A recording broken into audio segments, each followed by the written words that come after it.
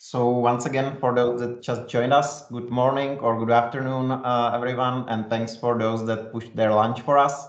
Welcome to our today's online session on how 5G changes data infrastructure and the security view from the Czech Republic.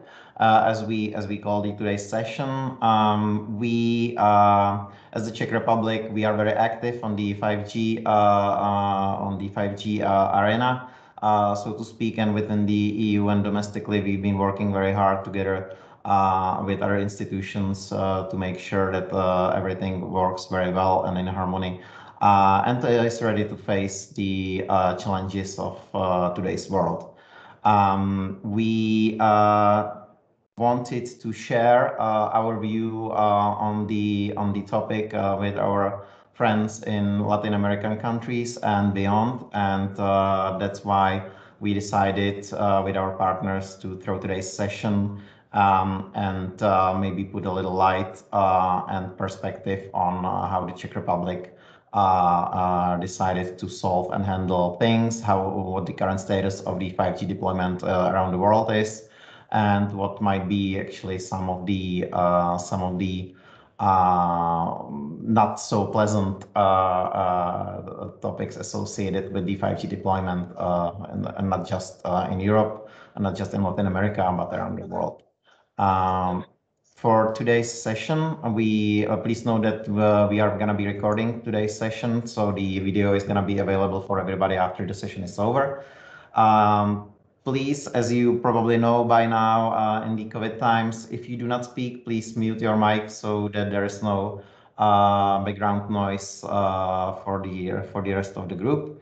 And if you do have any questions during the speakers' terms, please use either a whiteboard link that is going to be available in the chat, or you can also use the chat function itself. We are going to have a Q&A session at the very end of the event. We are very happy and very honored that today's speakers agreed to join us.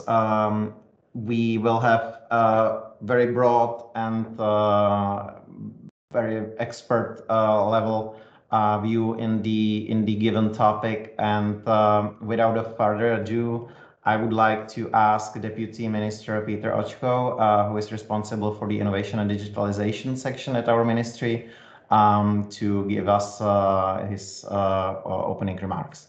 Thank you.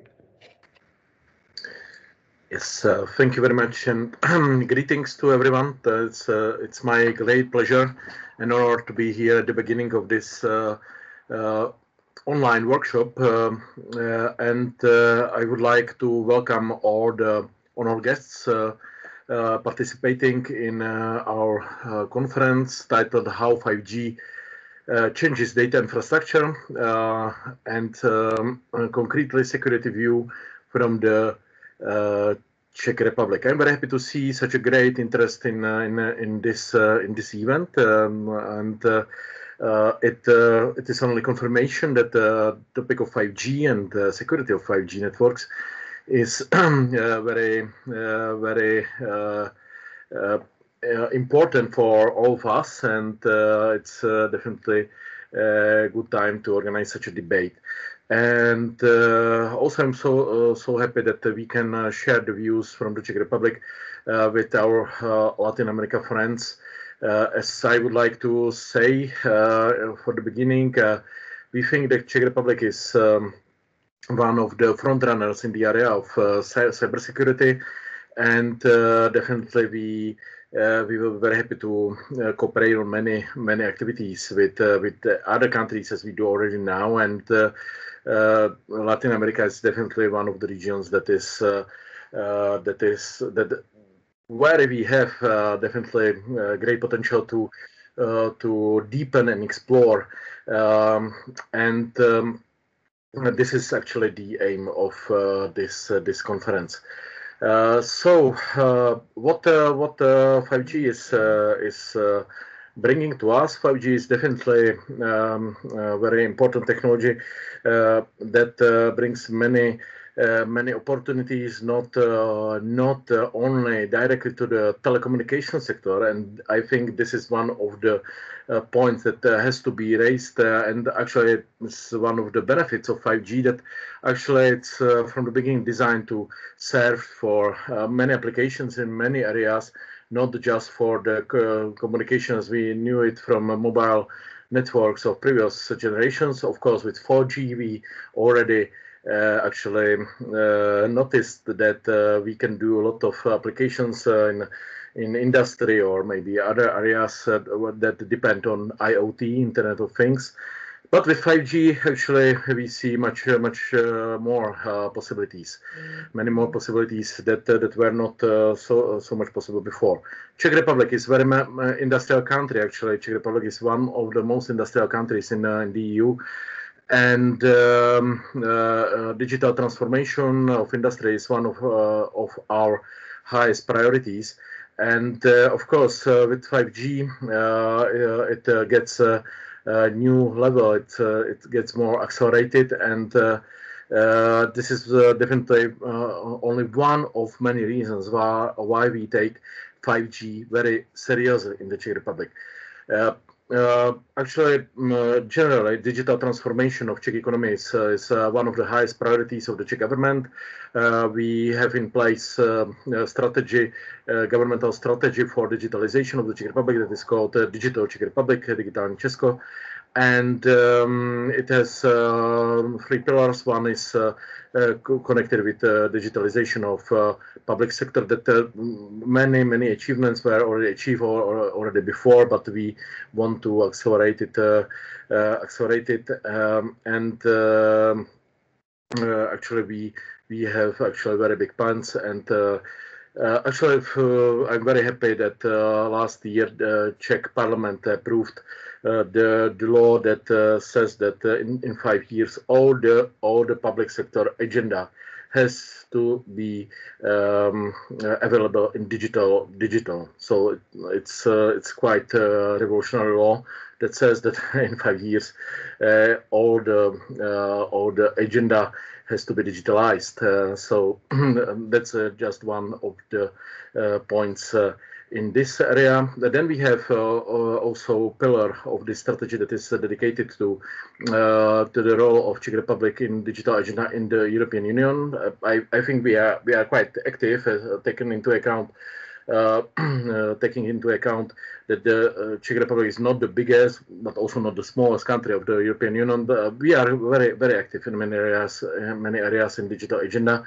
And I think we are very much visible on the map of digital agenda of EU. We could speak about artificial intelligence, but also about cybersecurity and 5G.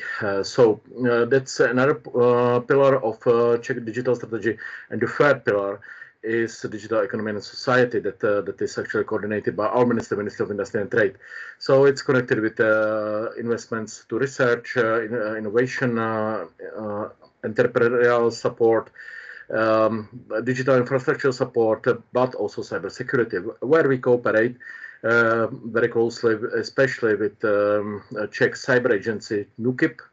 That is, I would say, one of the leaders of the 5G security agenda in the European Union and maybe in the world.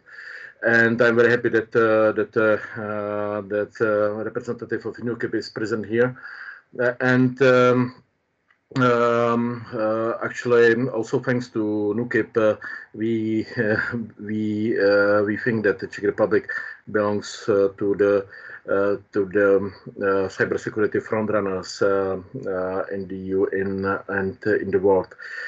It can be also illustrated on examples. Maybe Mr. Borovička from NÚKIB will speak about that, but I will just shortly mention the Prague 5G cybersecurity conference from May 2019, organized primarily by NÚKIB, but with cooperation in cooperation with many other institutions, including the Ministry of Industry, that resulted in so-called Prague proposals that actually described the main areas of interest in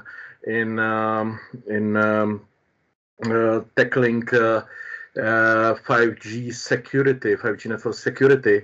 So it was very important document that was actually also one of the inputs into what probably most of you know, EU 5G toolbox. I don't want to interfere into what probably Mr. Borovička will comment on, but EU 5G toolbox is, I think, very renowned set of recommendations or measures that should be taken to be able to secure the 5G networks.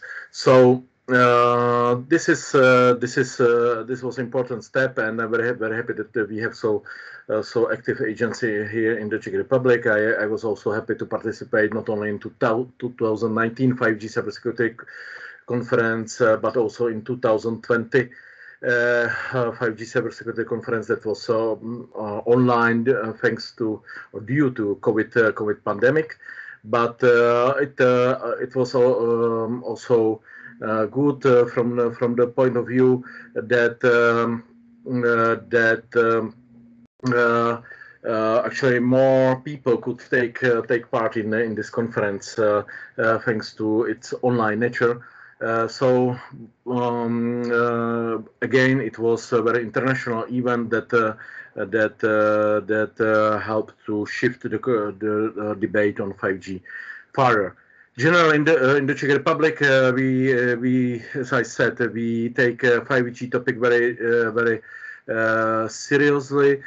We see it in very broad context. Not just we do not just speak about telecommunications infrastructure development. That is, of course, very important.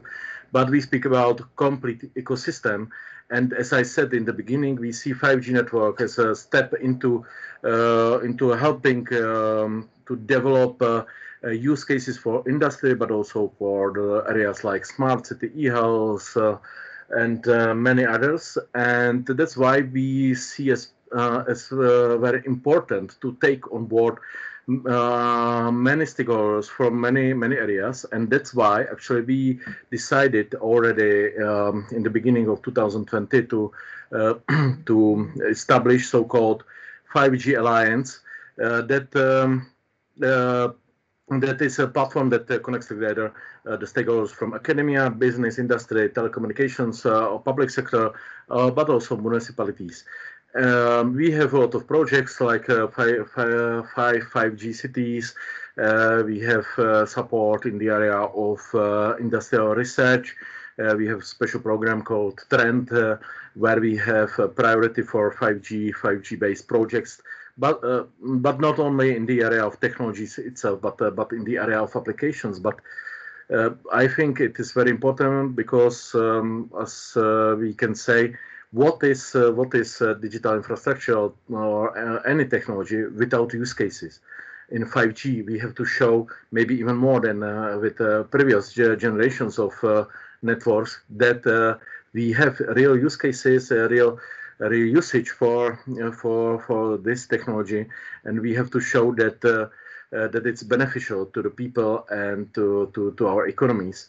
So that's something we very much focus on in our 5G strategy.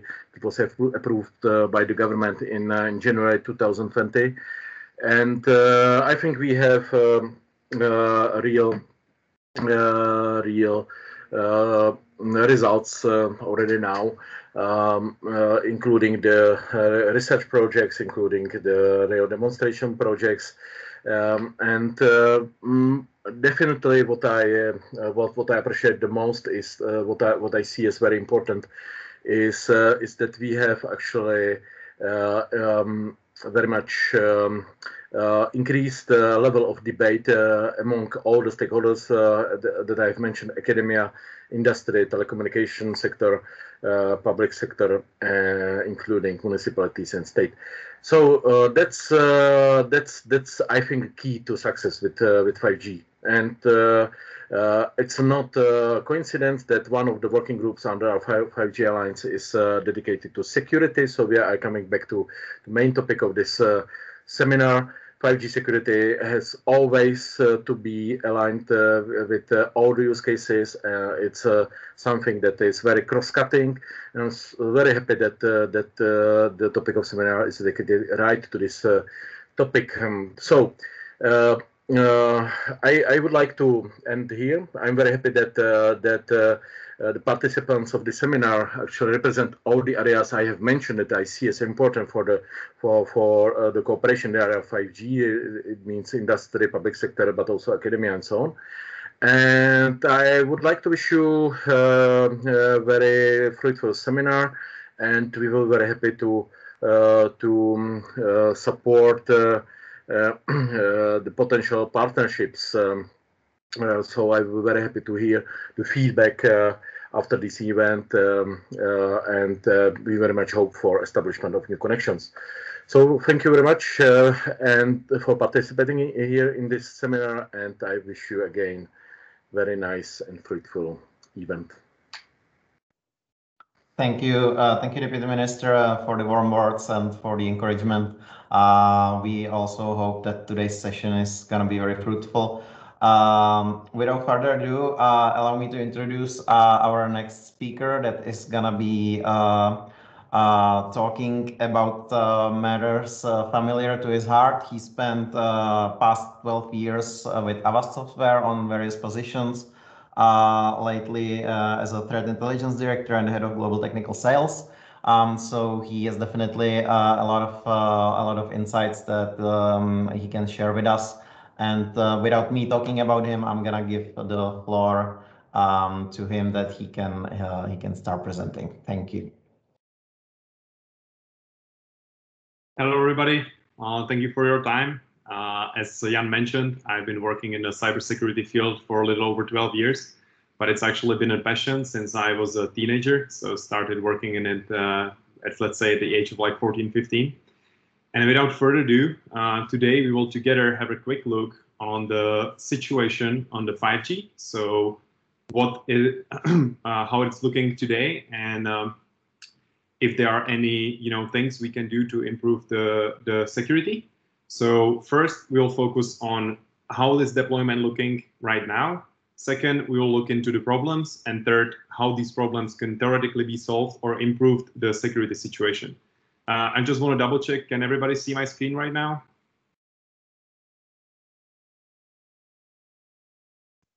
Yes, it works. Perfect. Just wanted to be double sure. All right, thank you. Also, one more information, grab your phones. I have a couple of QR codes in the presentation with some additional information. So if you want to use your phone to scan the QR codes, that would be helpful. And you can also browse through some interesting data in the presentation. All right. So first, let's have just a high-level look on how does the deployment of the 5G looks like today. These are the data from the end of 2020. So the situation probably has changed a little bit.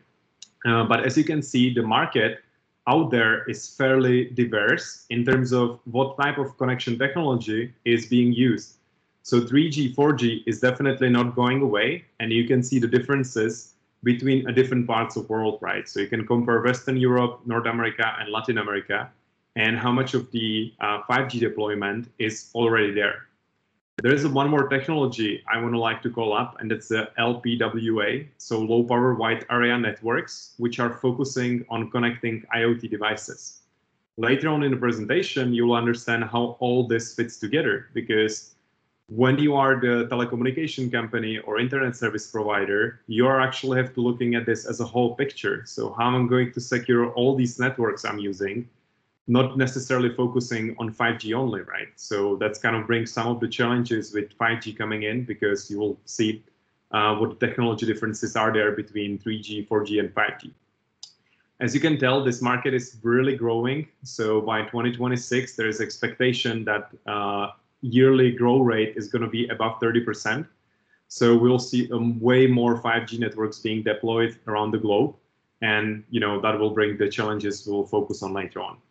There's a first QR code. You are more than welcome to scan it. That will actually give you access to the map, which tells you where are the 5G networks deployed right now in sort of real life. So you can compare the different regions. So you can see which telco operators are already deploying 5G in which areas. So there are quite interesting insights in Latin America, European Union, and beyond the borders of those two regions.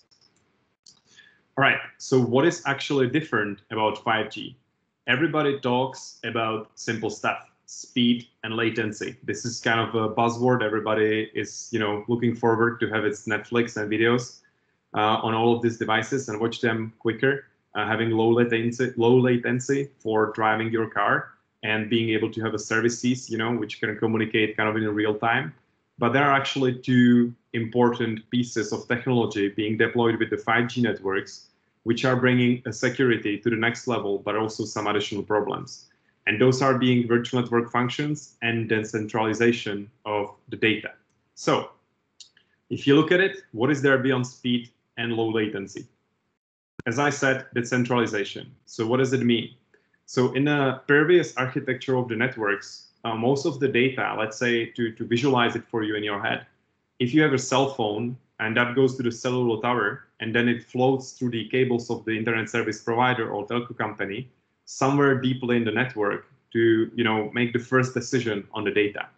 If you look at it from the 5G perspective, now we are talking about decentralized cloud, which actually relies and is deployed directly on that tower. So directly on that broadcasting signal tower. So what does it mean is that if you have your phone or car or anything connected to that tower, first decisions can be done right at that spot without being dependent on submitting the data deeper in the network of the carrier. I have a graph later on which will explain that too. But it's really important. When you have edge computing and nodes, you can actually start doing quite a few magician tricks with the data and also improve the security. Second piece, which is important, on these decentralized clouds, so on this edge computing, you can actually run virtual network functions. So instead of having sophisticated hardware deep in a network, you can actually run a firewall functionality. You can run network inspection, packet inspection. You can run a variety of services on that edge cloud. So you are bringing it way closer to the user and very closer to the, somebody is using that network connection. And this is the part where the decentralization plays the major role, because the latency and everything, and that we can do this type of intelligence directly on the edge cloud in a virtual container, makes things really fast and eventually enables variety of services. And that comes in with the last piece. So now with this decentralized cloud, we can actually run a virtual services. So things which used to be either only installed on your devices directly, so on your phones and laptops, can theoretically be run directly in a network. So security can swiftly move from being dependent on your device directly and on the security of that device. A portion of that can be offloaded into the network, and you can build a services on top of that. So we'll have a deeper look on that in the next couple of slides. But first, let's actually highlight some of those challenges which 5G is bringing, and then we can leverage the services I was mentioning and how to actually improve that security. So what we are dealing with now on 5G is that there are way more devices with significantly higher bandwidth. So hackers can potentially attack way more attacking vectors. So let's say, instead of having thousands of cameras, we are now talking about millions of cameras and millions of connected devices in general. Because we are bringing these virtual network functions, so eventually not having just the hardware, but running certain parts of the network settings in the virtual containers, we now have to take care of the security of that software itself. So how do I going to secure the virtual network function and something which is running in the container? Then that's an interesting vector attack, is the edge itself is no longer just the hardware deep, behind the locks in a carrier's network or ISP network, but it's actually a physical accessible computer or computation device, right? The edge cloud, which is right next to the cellular tower. So speaking of 5G, these are deployed on variety of places, and you have to start dealing with physical access to those devices. So actually making difficult to access them physically. And the biggest part of the whole problem on the 5G security is going to be a coexistence of all the other networks. So if you recall the slide at the very beginning where I was highlighting 3G, 4G, 5G, and LPWA, this is actually a really challenging situation for anybody running the network, that they have to take care of the security across those networks, ideally in a consistent way. And that brings to some additional challenges, because as we established, there are new functionalities which are available only at the moment for the 5G, technically speaking, can be deployed even for the other networks, but virtual network functions are really making their prime time with the 5G network. So this is some of the challenges and just a practical use of them, right? So how the hacker can actually leverage this type of situation to attack some of the people and some of the customers. So there are a few things which in the 5G kind of fit into that basket. 5G has a protocol and description of how the things are being connected and how they are connecting in the really initial phase. So imagine you are coming into the network for the first time, you are turning on your phone, or you are turning on your car powered on the 5G connection, or your any other device, camera, anything else. During that first handshake process, there is a little bit of lack of encryption. So theoretically, somebody who is around can listen to what type of device is connecting, and he can determine which devices are being connected to the network and use that information to leverage his attack in the future. It's a little bit of a problem with the network, with the 5G specification itself. Second problem, and that's existing today, but it's going to just get more massive with 5G, is the distribution denial of services. Again, those are just some pointers on what could theoretically happen. So rogue IoT devices making their way into the network and attacking all the other connected devices, or potentially taking down some networks and taking down some devices in a network or to your partners. That's, of course, the distribution denial of services is a kind of a direct implication of the botnet attacks. So once you are able to enslave some of those devices, so more devices, more of these things being in a network means the botnet attacks are becoming more and more prevalent. So we see quite a lot of growth on the market, people focusing on how am I going to take your car, your camera, your printer to actually attack the network and use it for some of these denial distribution of services. When I was talking about that lack of encryption, some people are actually believing that, and there are some research papers which can support that at the very beginning, during that handshake, you can use and piggyback the attack on a 5G device to track the location, so approximate location of that device. So in the past, if you think about it, with the 4G and 3G, having them connected to the cellular tower, the circle around that tower where those devices were connected was significantly bigger. With 5G, the antennas are more prevalent in shorter distances, let's say, so they're closer to each other. That's what is believed to be used and can be theoretically used by hackers to predetermine the position of that specific device more precisely than they were able to do with 4G and 3G. So theoretically, a little bit of the privacy problem in here. And I have a few more just to highlight that, and then we will focus on how to actually fix it. That inconsistency, which is not only applicable to 5G, but in general, inconsistency of IoT devices on the market. So any device you buy today is coming from a variety of manufacturers. We can talk about Google, we can talk about Hewlett-Packard, Arlo cameras, everything you can think of. There is not a single point of how these devices are being secured and monitored. So all of them are connecting, all of them can have a variety of problems, which can later on have an impact on the network and later on have an impact on our digital lives. Software managed network, I believe that's really important. So the virtual network functions I was talking about, again, they can be used to secure the network, but at the same time, you are using these services, or we are using those services to actually manage the network and set things which used to be done by the hardware, physical hardware. So there are way too many attacking vectors which can be used to take down those virtual network functions or theoretically compromise the security of the network. Last piece, when I was talking about the IoT stuff in general, right? I wanted to highlight one report from a company called securing SAM. And if you scan the code in here again, you will find a report about the status of the IoT devices out there. That will get you an idea, if you implement this kind of problem into the 5G network, what could potentially happen and what is the real status of the IoT devices and IoT security. So that all comes into play all together. So when you look at the IoT devices being deployed on the 5G networks with potential vulnerabilities of the networks itself, there are a couple of attacking vectors, a couple of problems you have to take care of. So what are the solutions to these type of problems and how we can leverage the 5G architecture, which is bringing a lot of new functions to actually secure it better, right? So what we can do as end consumers or potentially internet service providers and telco companies or even governments theoretically by enforcing those rules.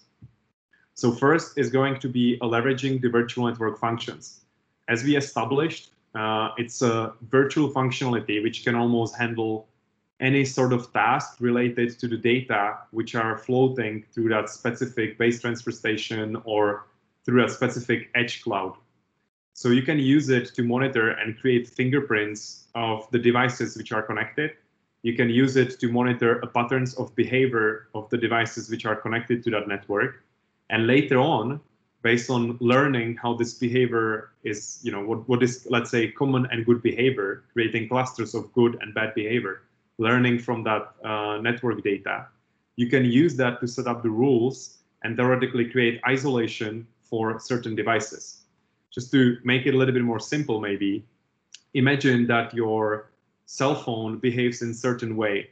So you can create rules around that. And those rules are going to be fairly wide because your cell phone can do a variety of things, send pictures, go on email, update, talk to the variety of applications and servers out there. However, your camera or your thermostat or possibly your car, right, anything else which could be 5G connected in the future, has a pretty much narrowed down set of functionalities which should be used by that device. So what we can talk about in here is that if I take a subset of cameras from one manufacturer, they should have a really similar type of behavior. And I can actually create a set of rules and sort of slice the network data for that specific rules only. And if anything goes a little bit sideways, you would be notified, or you can potentially prevent that type of traffic, or you can learn on what was going on. So it's kind of segmentation, slicing, and learning and fingerprinting the devices and applying the rules is really important. So how does it work from the architecture perspective? And this is where the things are hopefully gonna come into the one picture for all of you. So first, we have all these connected devices in the network. Again, cell phone, router, printer, camera, car, everything which is reliant and connected to the 5G network in upcoming years. Second, instead of having a base transfer station just like that, which is transmitting the data deeper into the carrier's network, we now have this edge cloud. This edge cloud is full computation device, which is enabled to run these virtual network functions. So I can run containers and functionalities which are designed to work with the data which are flowing to that edge cloud and apply certain rules. So let's say the VNF1 in here can be represented by simple firewall. Then you can have a IoT security virtual network function, which is focused on determining fingerprints of those devices. It's determined on recognizing what device is actually connected and what is the set of rules we should be applying to that specific device. So kind of keeping an eye on my camera and on my phone to make sure it's acting within certain boundaries. Later on, all these data, of course, have to still float through the network itself. So it still has to go through the carrier's network or internet service provider network. So in general, this is called central office. There are different varieties of deployment, how you can do it. This, we're not going to go into details. But most of the times when you talk about the security, you also have some sort of a secure local cloud, let's say, which is dependent or it's specific to the carrier and specific to the internet service company, where they have their rules, which are applicable to that region. So we were talking about Latin America. So let's say I'm a Claro as an operator in, or any other operator in Latin America. I can set specific rules, which are more common for my network. I can have them in an edge cloud and have a sort of a master cloud in a central office, which is managing all these virtual network functions. And of course, last part, all has to go to the internet. So it eventually leaves the network of the carrier, and the data, depending who you use as a security provider or your services, so who is the one where you are getting the virtual network functions from, might or might not have access to that network too. It's really helpful if you keep the doors open, even for the security companies, to kind of have access to the anonymized data from the network, so they can learn and create new models and help you to improve the security in the future. So hopefully this is kind of summarize it, but on the technical side, I really want to call out a couple of things. In the future, the virtual network functions are challenging, and in a combination of massive growth of IoT devices and a couple of existing and new vulnerabilities related to 5G, it might become a serious problem in upcoming years. However, at the same time, virtual network functions and the edge cloud computation devices can improve the security quite significantly if you deploy the right products in the networks. There are a couple of benefits beyond the security, and I wanted to just call them up because now, if you are using the edge cloud, you can actually significantly lower the cost. In the past, if you wanted to implement some level of network security, you might have been dependent on a deep packet inspection, for example, or different types of technologies, which are really costful for the carriers and internet service providers. You have to have a high computation devices, you pay for deep burden in the network. Now, with the edge cloud, you can do it directly on the edge of the network, and that significantly lowers the cost. Second, I think it's a little bit not foreseen, but there is a big revenue potential, so average revenue per user. Because we've been talking about security, but these virtual network functions can bring a variety of additional services. We can talk about parental controls. So imagine you have kids, you might want to apply certain rules. You can have a virtual network function focused just on that. So you can say that each time my kid is actually on a 5G network, you can set and apply rules. You can learn and have insights of what was going on. And that kind of goes hand in hand with monitoring. So you, as a provider of the network, or a government, or anybody eventually, can have a better insights in how your network performs, what type of devices are connected in there, and how to improve the situation in the future. And of course, the user satisfaction, that's really simple. You have a faster internet connectivity, lower latency, and all these additional functionalities focused on security and beyond security. So, users, of course, really like that. I think that's, something to highlight. I wanted to just give you last few pointers in here. There are already companies who are focused on getting these type of 5G security deployments out there. So, beyond the standards of what you will get, either if you get the hardware from Ericsson, Nokia, or Huawei, and many, many others. But on top of that, which this hardware will enable to run the virtual network function, but in that virtual network function, you have to run these containerized solutions, which are monitoring that network, improving the security. And those are just a few of the companies which came on my mind to maybe give you an idea of who can actually help with that sense. Each of them having a slightly different approach. But I just wanted to give you a green light at the end of the tunnel that, hey, the things might get challenging, but at the same time, it's getting better. And there are already companies out there who are actually solving this type of issues and improving the security. So thank you for your attention. I see that I'm a little over 20 minutes. I'm happy to stick around for a couple of questions. And of course, later on, we will have a panel discussion on this topic. Thank you, Philip. It was very insightful, and it's good to see it at the very end. That there are already some companies that are working on improving our everyday lives, and that even though there are challenges, that we have a lot to actually look for, and hopefully soon enough, it's gonna be normal part of our life, and we are not gonna be talking about the challenges anymore. Well, we will have the Q&A session at the very end. So if everybody, I know that we have some questions already, but if everybody can just write those down, and we are gonna make sure that everything is answered at the end during the Q&A session. Without any further delays, let me to introduce our next speaker, who is Václav Borovička from National Cyber and Information Security Agency. Václav has worked in the cybersecurity sphere for a long time, during different functions, and he also participated on the Prague 5G security conference that the Deputy Minister mentioned earlier. So without any delays from my side, I'm giving the floor to him. Thank you very much for the introduction. It's a pleasure to be here to contribute to this event and to share with you some of our views on 5G security. Just great. So my contribution will be a little bit from more from a strategic national security perspective.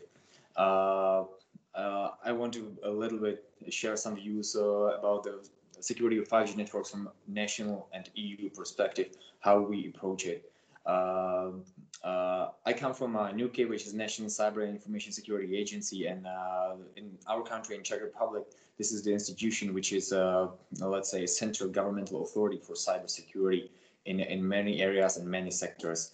And telco sector is actually one of them, and it has a special place in the whole system, because it's actually telecommunication who has the role to connect all the sectors together, everything with everything. And actually, as that, it brought a big part of our attention when the 5G rollout and everything what is happening with the 5G right now. So why 5G? Actually, it's been said, or at least mentioned by speakers before me. There's a shift. The 5G, as we see that there is a 5G stand out in its scale and its applicability and a role to play in a future interconnected society. While the previous telecommunication networks were focused primarily on connecting people with people, 5G, we see that it's meant to connect everything with everything. And this IoT part is a big part of the whole ecosystem. Actually, when I talk about 5G, I just want to reflect the point the previous speaker made, Mr. Hitwig, is that when we talk about 5G security, it's not just 5G networks like standalone, but the whole 5G ecosystem, because we realize that it's difficult, at least for some time, to differ from 4G, 3G, and 5G. There are of course components and parts of the infrastructure which are used even from the previous generation networks. So when we talk about 5G security, we actually really mean the whole ecosystem. So I said, the 5G, it's new possibilities, and it could be if it reaches the promises and the expectation, it really could be a game changer. It could be a game changer not only in the way how we use digital communication, but also in the dependency. That's the other side of the coin. Every time we figure out something which make our lives easier, of course, it creates dependencies and security risks. And they're not only the risks of actual disruption of the functioning of the network. They are only the only presumption that we could be denied of the service, which is important in many areas, many parts of our everyday life, plays a significant role. At the same time, with the billions, if we take into consideration the IoT, with the billions of new devices connected to the network, the whole attack surface is going to get bigger and could change. So that's actually one of the reasons the Czech Republic and our agency focused on 5G security level, because we see that as a game changer, or at least a carrier of a game changer of the importance of the telecommunication in our and future society. This strategic importance, at least in a couple of years ago, we felt that it wasn't stressed out properly. I remember the discussions a couple of years ago when we talked about telecommunication security and cyber security in general. They were mostly the talks of tech guys from technical perspective, or at least the people who are in the area, but it wasn't properly reflect on the, let's say, strategic level, on the political level. We needed to stress that when we talk about 5G security and everything what is coming at us, it's also a matter of national security, and not only national like Czech Republic, but globally for many other countries. It was also the time when they were happening 5G spectrum auctions at some countries, and at the same time there were countries who were preparing for 5G rollout, but there was actually just not, at least from our perception, not a proper attention to it. So I'm gonna say a few words on the global discussions, and as it was mentioned by Deputy Minister Očko, one of our biggest contributions that, and I believe it was very important one globally, was the Prague 5G Security Conference, which was aimed mostly on governments and governmental institutions, but also with participation of some international institutions, research institutions, major operators. What was the aim? The aim was actually to discuss the security implications of 5G rollout. What is important is that first we had, as a government of like-minded states, we had the platform and the opportunity to discuss the implications. And by the end of the conference, there was this Prague proposals document, which is a statement of the chair of the conference. And what is particularly important in this area, that it stresses out the supply chain security, and of course the non-technical nature of threats, and of course the possible mitigating measures. So the 5G should not be only about the technological solutions, but the importance for the society should be reflected by the highest policymakers. There is also a EU 5G security process, and I mention it on purpose. Sometimes it's being called just EU 5G toolbox, but it's just a part of the whole process. Also in March 2011, the European Council and the European Commission called for concerted approach towards the security of 5G. There was this recommendation which called member states to complete national risk assessments and review of national measures. The second, to work together at EU level on a coordinated risk assessment, and the third, to prepare a toolbox of possible mitigating measures. So the first outcome was the coordinated risk assessment, which is available online, and this document actually serves to identify the main threats and the threat actors, and the most sensitive assets and the main vulnerabilities which comes with the 5G. Of course, it's not just a how to say that, it's not exhaustive document in the sense that it covers everything, but it should serve the both governments, member states, and the operators as a good overview. What are the risks associated with 5G for them? Based on that activity, based on the document, the European Union and or member states actually moved to EU 5G toolbox.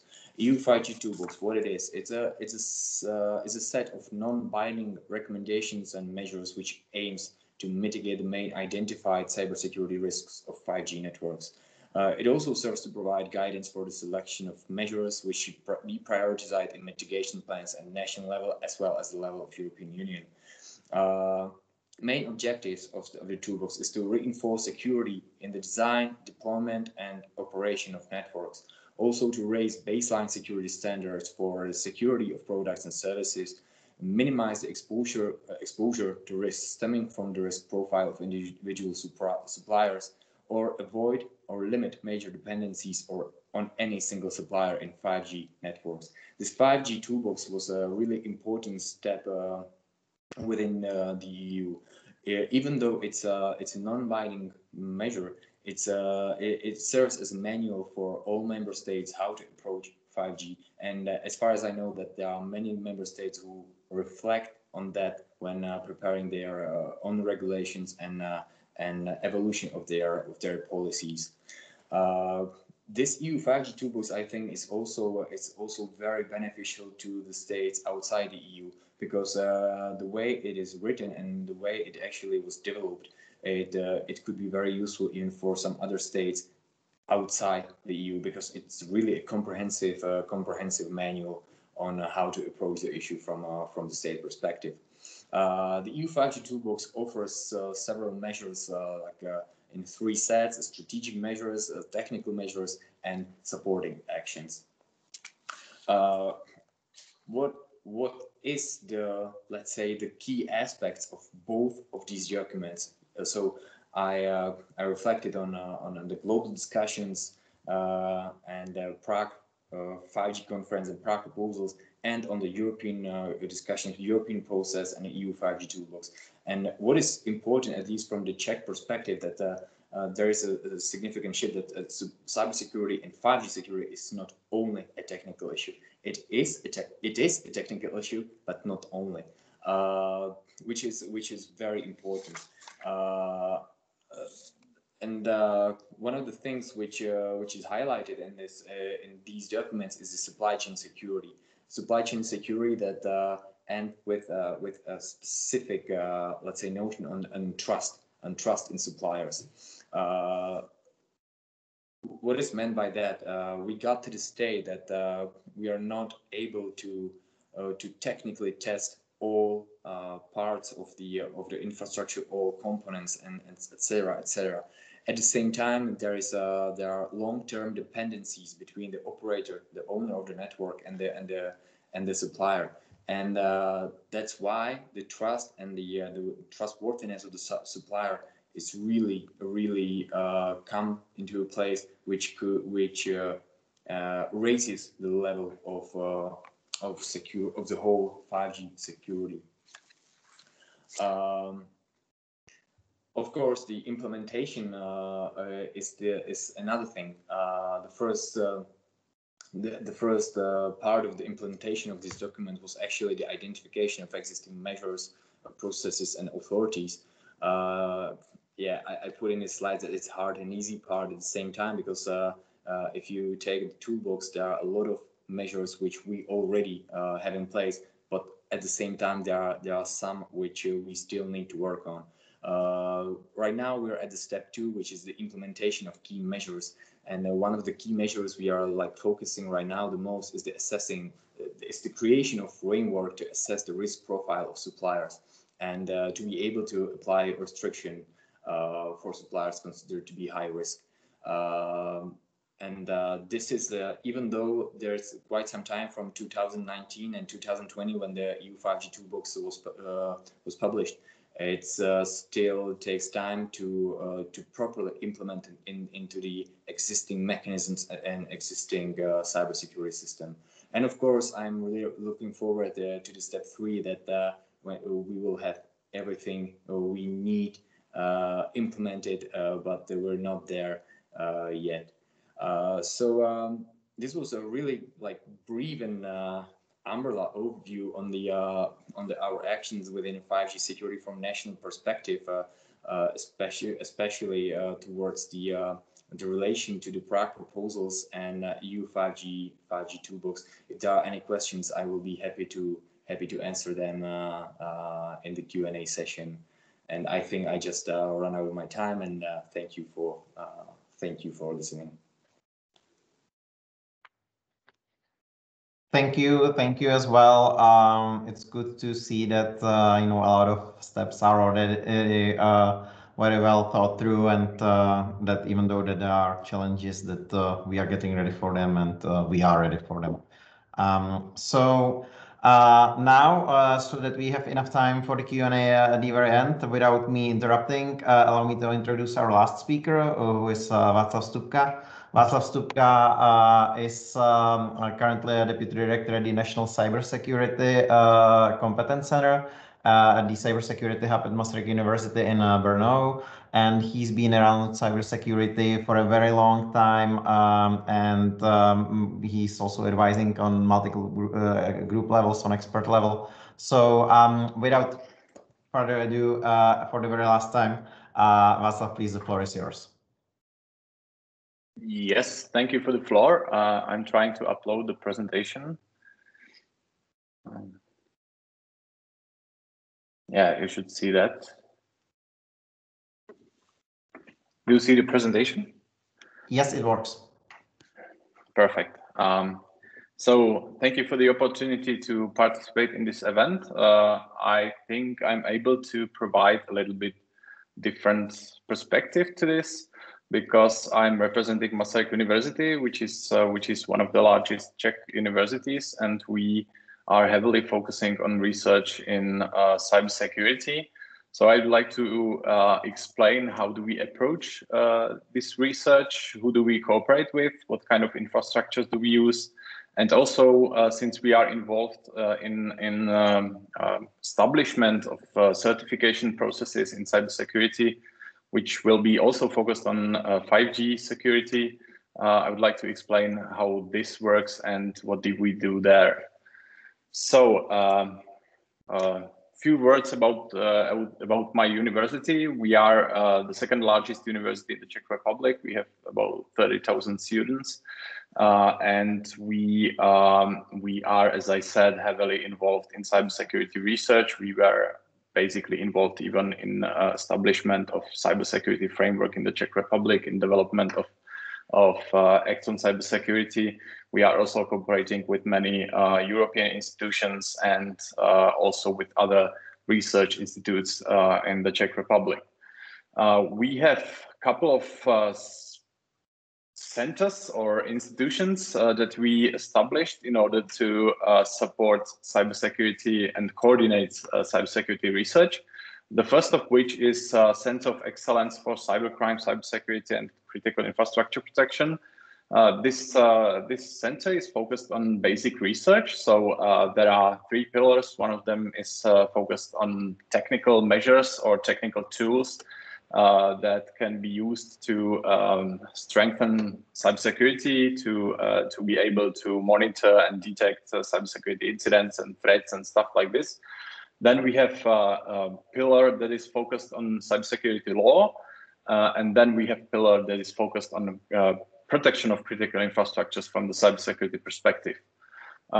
This is center that is focused on basic research, which means that this is not something that produces usable technical solutions, usable procedural solutions and stuff like this. So that's why we established also National Cybersecurity Competence Center, which is cooperative center. There are other institutions that are involved in this center, but we are organizing the functioning of this center. And this is focused on applied research. So ideas that were developed in the Center of Excellence are then implemented into practice at the National Cybersecurity Competence Center. And then, since we are trying to also cover the third role of universities, we are trying to provide like support and help to industry, to the governmental institutions and the society as a whole. We established also Cybersecurity Innovation Hub, which is focused on providing this kind of support. The National Cybersecurity Competence Center is, as I said, cooperative center, which means there are many institutions involved, some of which are research institutions and some of which are industry. As far as research institutions go, of course, there is Masaryk University. Then there is also Czech Technical University in Brno, which is focused on like hardware solutions and software development and stuff like this. And also Czech Technical University of Prague, which is largest technical university in the Czech Republic. And then it is also CESNET, which is like operator of the large academic network in the Czech Republic. This is useful because we can test our solutions and our ideas in this large infrastructure. And this works well because we are trying to come up with really useful solutions. In the center, there are also companies involved, some of which are providing cybersecurity solutions, some of them are implementing cybersecurity solutions, and some of them are like helping with this process, right? So for instance, Flowmon is the spin-off company from the Masaryk University, which is focused on developing monitoring tools. Accenta is providing cybersecurity consultancy and also operating security operations center that it is providing to their customers. Nakit is a company owned by government, which is responsible for operating e-government services in the Czech Republic. We have also EGD, which is operator of one of the 3 large energy distribution companies, and so on and so on. We are trying to cooperate with these companies to come up with really useful solutions. And then, as I said, we established this cybersecurity innovation hub, which is like trying to become a member of network of digital innovation hubs in the in European Union, which are supposed to cooperate and share knowledge and expertise and contacts and in infrastructures and provide those to the industry in the Czech Republic as well as the European Union. And we will provide some services, specific services to the companies and to governmental institutions. These services are, for instance, test before invest. So we will allow companies and these institutions to access our research infrastructures in order to test their solutions and test their security of their infrastructures. We will also provide certification services when the time comes. I will explain later. We will also be like a cooperative center for companies, for suppliers and operators of infrastructures that are using cybersecurity solutions. We are also providing contractual research and also education and training services. Since this is cybersecurity is like multidisciplinary thing, and also there is need for international cooperation, we are cooperating with important partners from around the world, but more specifically from European Union and the Czech Republic. We are also focusing on public institutions. So we are, for instance, cooperating with NUKIP in the Czech Republic, with Ministry of Justice, Ministry of Trade, Ministry of Defense, and stuff like this. And we are trying to help them reach some level of digitalization and also some level of security of their infrastructure. And also we are cooperating with European institutions since we are trying to help with implementation of European Union strategies in cybersecurity, including those focused on 5G. So we are cooperating with ENISA, Europol, CPOL, and other institutions. We are also a member of the stakeholder cybersecurity certification group, which is involved in this certification process. Then we are also involved in large European research projects that are basically for Europe-wide research projects, large projects with many partners. And there are 4 of those that are funded by the European Union, and we are involved in 3 of those 4, which are Concordia, Cybersecurity for Europe, and Sparta. These projects are not only focused on developing technical solutions and organizational measures and legislative measures and education and everything related, but they are also involved in policy making and building cooperative networks and information sharing and stuff like this, which is what European Union is trying to do. We are trying to build like networks where we can cooperate, where we can share information, when we can share research outcomes, where we can share technologies and so on. We also need some research infrastructures in order to provide these services and in order to conduct research. And we have 2 important infrastructures that are used for research focused on cybersecurity of 5G networks. First of those is CAIPO, what we call cybernetic polygon, which is basically virtualized network infrastructure that we can use to build any kind of network with any kinds of devices. We can also connect physical devices into these networks, and we can use this for launching attacks, for training.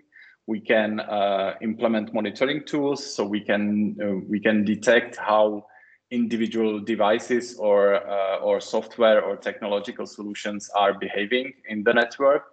And we also can try to attack these infrastructures in virtual safe environment and conduct like a security audits of these technologies and solutions.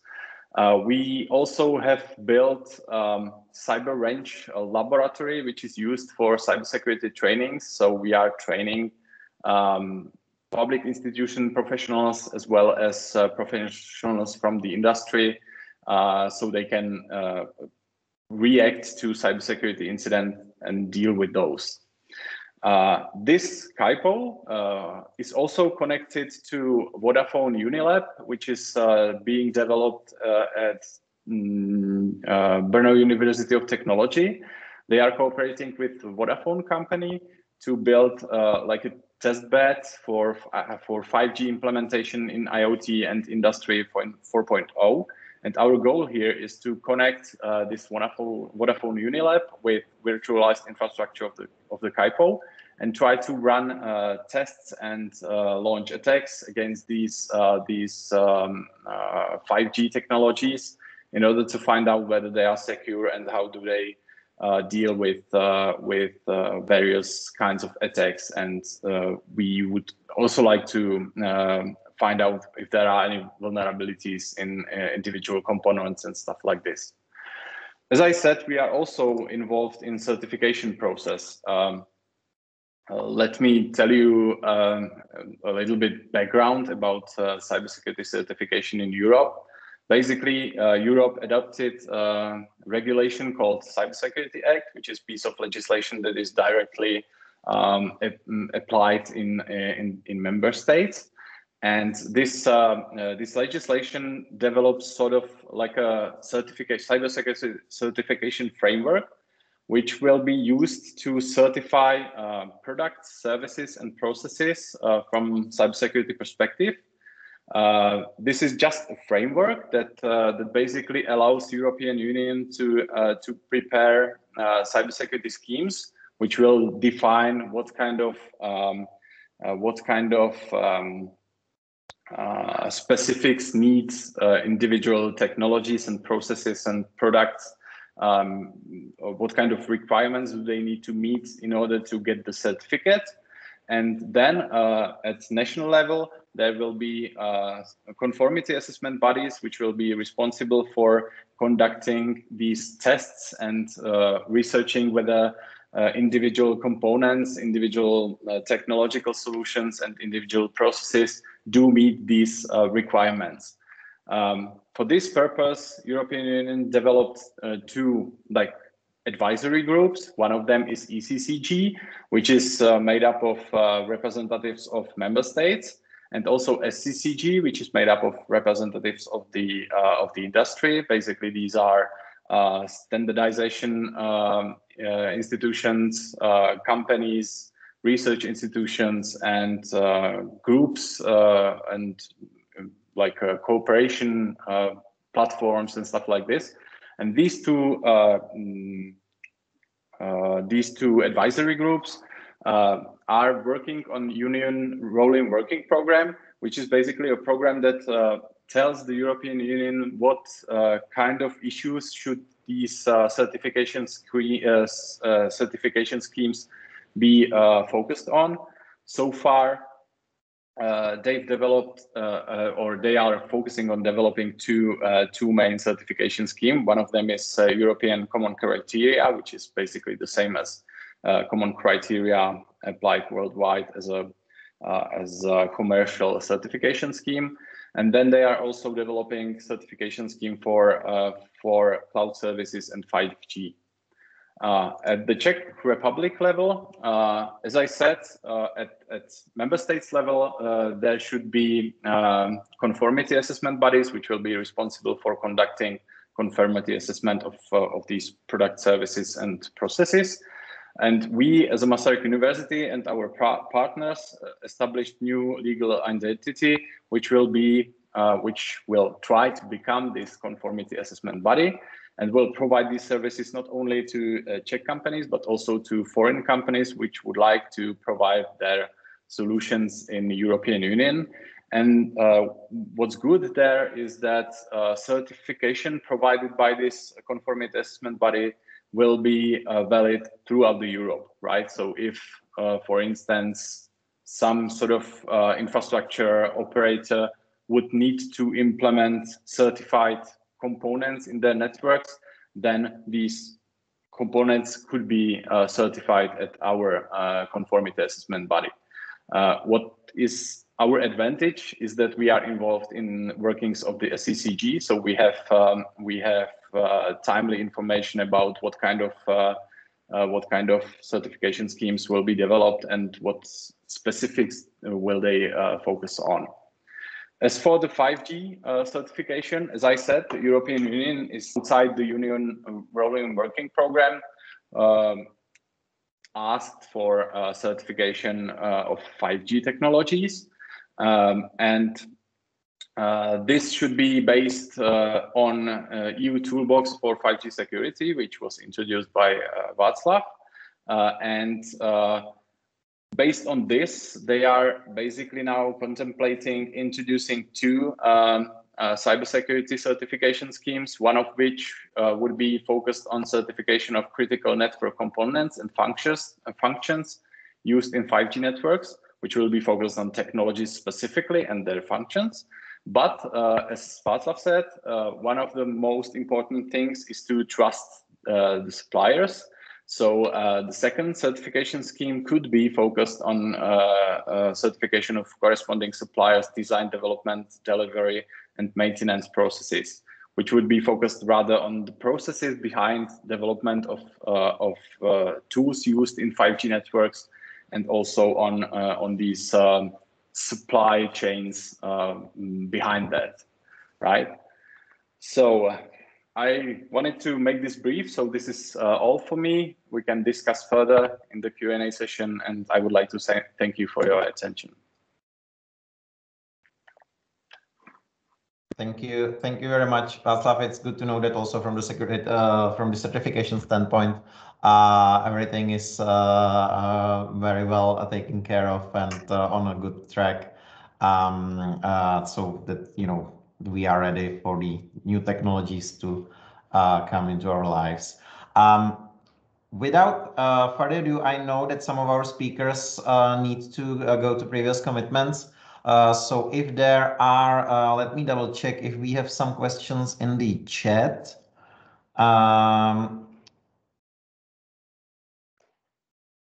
I believe that Julian asked if these risk profiles, public. The risk profiles are if the risk profiles are public. So whoever wants to answer it. Yeah, not yet, because these. If you're asking about the certification scheme for 5G, this is being developed right now, so we don't have any information of about what will be in it. Right? It takes some time to develop this. I think it's years, maybe at least. Yes, and from the perspective of the state, is the same thing. It's not developed yet. The mechanism is in the preparation. So right now we do not have like specific risk profiles. But what we have are, let's say, some aspects on what could be the criteria to assess it.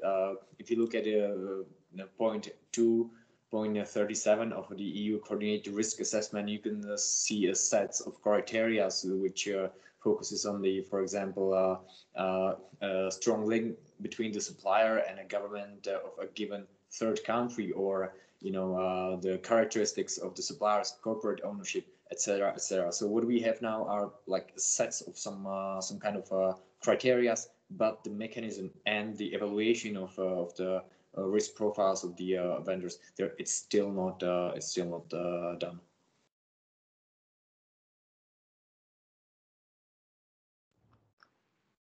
Very well, thank you. I believe that it should answer it. If there are any additional questions or follow-up questions on this one, I believe that the previous question that we had from Miro has already been answered. Does this lack of encryption during first handshaking is by design? Does the 5G was born with these weaknesses? I believe that was answered. If there are any additional comments from Philip or anybody else, feel free to speak now. I'm good, but if anybody has any questions, we are here to answer them. So use the momentum if you can. That's correct. Feel free to use either chat if you don't want to speak, or if you want to speak, just turn on your mic and you are more than welcome to ask now. Also, if you happen to think of any questions after the session is over, we are more than happy to forward those to the right people that are more qualified to answer those questions than we are. But you have them here now, so if you want to use the time that we have now, please go ahead.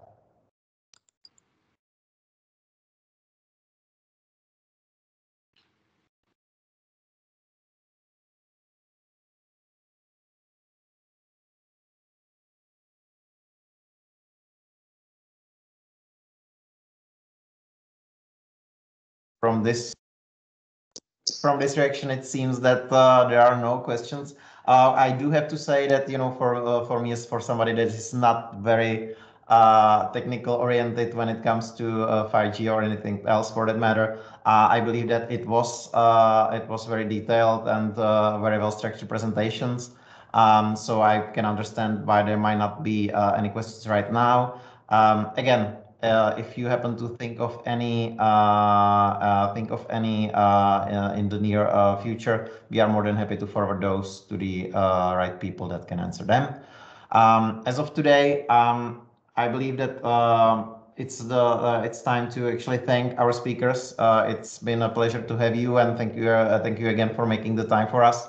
5G cybersecurity in general, it's a topic that is very important these days. It's new technology coming into our lives, and even though that we are used to a lot of tech in our everyday lives, in our hands, this is something new. It's a game changer in a lot of ways, as they say, and it's very important to keep security in mind. And maybe use and share our experience and our expertise with other parts of the world, such as Latin America.